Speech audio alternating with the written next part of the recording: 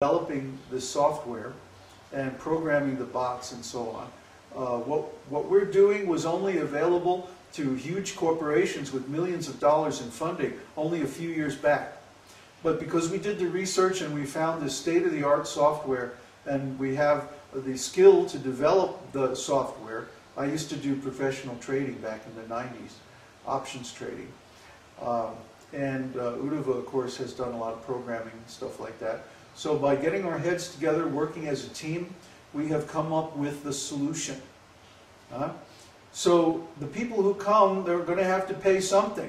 And the people who join our community are going to have to pay something. We are not going to give anybody a free ride. Unless you want to become a completely surrendered devotee, a monk.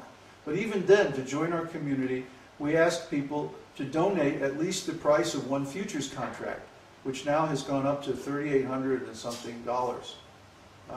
Why? Because the income on that one contract will maintain that person indefinitely.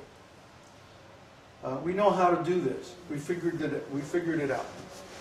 So, in the past, in ISKCON, for example, people could just go to the temple, and as long as they were willing to work, and as long as they were willing to follow the local authorities, they could stay there. But we don't accept just anybody. Why? Because we saw in ISKCON that sociopathic people or neurotic people cause so much disturbance, so much problems, especially the so-called leader-type people. These people are very strong-minded, very tough-minded people. They're not open-hearted, they're very selfish, they're greedy, they want power, they want to advance their position at the expense of others. We don't want those kind of people in our group. In fact, we actively get rid of those kind of people. If someone is engaging in politics, then we will either correct them or they'll have to leave. That's our policy. We don't take people who are on drugs, who have a history of drug use, or who are taking psychotropic drugs, even prescription medicine, psych meds and stuff like that. We don't take that. Why? Because they're high maintenance. They're always a problem. Right now, we're a very small group, and our business is not psychotherapy. Okay? If you want psychotherapy, please see your local counselor. What we do is we're offering an alternative social organization based on spiritual principles that is exactly what the world needs right now. So we need good people. We need strong people. We need open-hearted people. People with good intentions. People with good character. Who can take up this knowledge and show a good example of how to put it into practice. This is what the world needs right now. And this is what we are planning to supply. So we have a very successful mission profile here.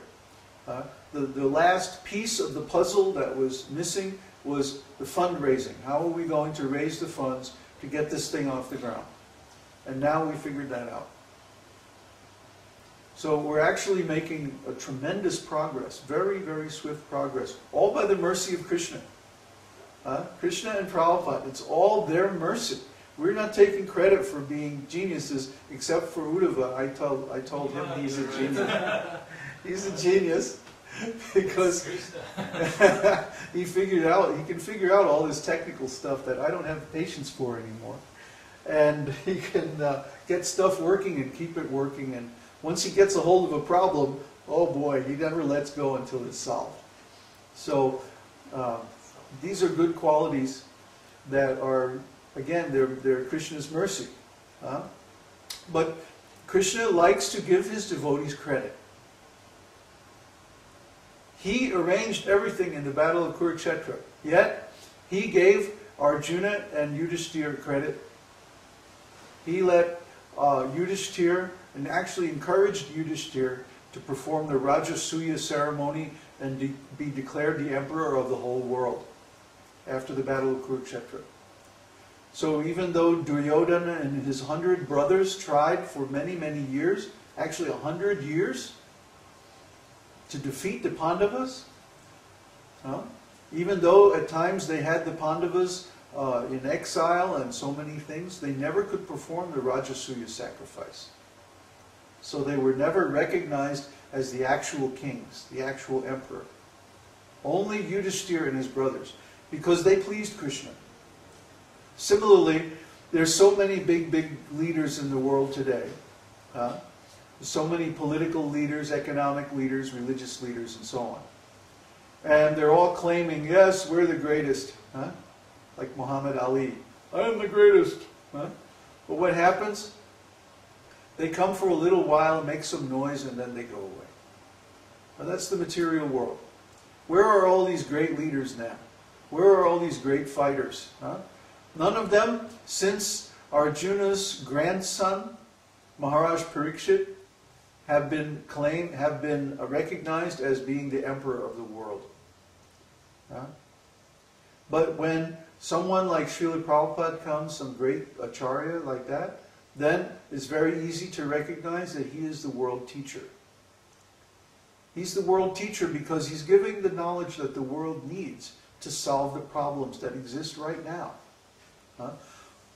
Back in the 60s when Śrīla Prabhupāda was preaching, drugs were a big problem. So what did Prabhupada do? One time when he was in Chicago, he got an interview with the police chief of Chicago. And the police chief came and he sat in Prabhupada's quarters. And Prabhupada told him, we have the solution to crime. Chief Musaki, I think was his name at the time. And so Musaki said, well, that's a big one, you know, what's that? And he says, you have to teach children in the schools to chant the holy name of God. Then they won't take up these drugs and intoxication. They'll give up meat eating, and they'll become very nice citizens. And of course the chief said, well, you know, that's not realistic. It's not realistic. If it's not realistic, then how come we have so many students who have given up meat and are chanting the names of God and then have stopped taking drugs and intoxication? Whatever the Acharya says, if you follow it, you're successful. Try to understand. The Acharya is giving the instructions of Krishna. He's acting as Krishna's spokesman, Krishna's ambassador, Krishna's representative. So if you follow the instructions given by the Acharya, automatically Krishna makes you successful. It's so simple.